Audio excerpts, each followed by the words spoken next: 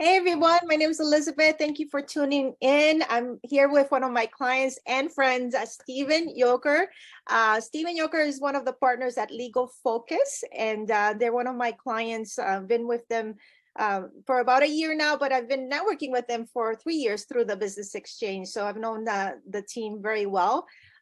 Stephen, there is something that is very popular right now with all the snow we just got here in Windsor, the slip and fall. And there's something that a lot of people don't understand, the time of putting a claim in. So I wanted to talk about that today. If you could explain us what changed, that people are not aware of it. Sure. So, Elizabeth, what people should be aware of, if they're injured in a slip and fall, there are very tight time restrictions. If it was a fall because of snow and ice.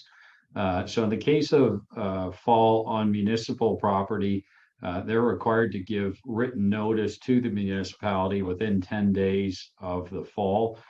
There's some particulars with respect to that written notice. I think you'll put those up on the screen later. One that is deserving of attention, though, is if it's on private property. So it used to be that you had 2 years within which to start a claim, and that was really the only hurdle. Because of recent changes in the law, you now have to give written notice to the occupier of the property within 60 days of the date of the fall.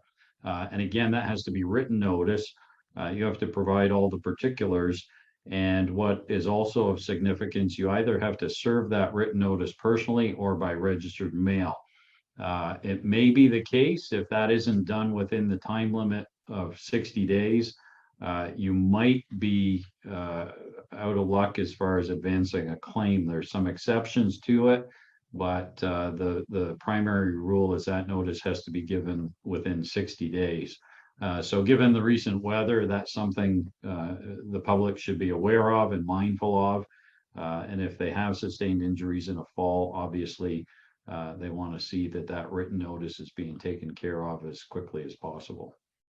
Thanks, Stephen. I know that in the past it was always 2 years, and I think most people like me thought you got 2 years before, because you think, oh, nothing's happened, but then complication comes up, you have concussions or whatever it is.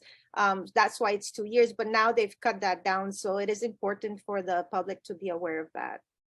Yeah, so the change with respect to private property as far as injuries caused by snow and ice, the time limit for initiating a claim remains 2 years, but written notice has to be given now. That didn't necessarily apply before. Now it does. And if you fail to give that written notice, court may determine you don't have standing to bring a claim. Okay, well, good to know. I'm not a lawyer, that's why I have you, and I think that's a good way to put it. And I also know that you take care of clients from all over Ontario, because a personal injury, doesn't have to happen just in Windsor. It could happen anywhere. And with now being on Zoom, we're able to service clients all over Ontario. Is that the case, Stephen? Absolutely. Yeah, absolutely the case. Yeah. Perfect. So if anybody needs help, Legal Focus does have variety of practice law. So they're your lawyers for life. We have Marcella, who does tax law, wills and estates. We have Lisa now, Lisa Grant, who does real estate. And there's a couple other associates as well. Eric, who's doing helping with the corporate and condominiums. So there's a lot of lawyers in the team that could help you with any part of your life when you need legal assistance. So thank you again, Stephen, and looking forward to continue to educate the public on what you guys do, and we'll be doing another Zoom meeting soon. Okay, thanks, Elizabeth. Take care.